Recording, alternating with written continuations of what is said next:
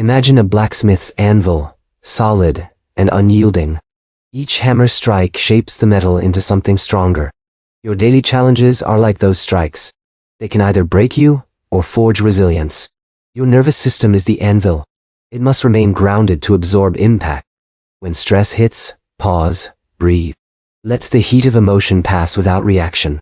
Each setback tempers your inner strength. You become more resilient, strike by strike. Embrace the hammer, forge your calm.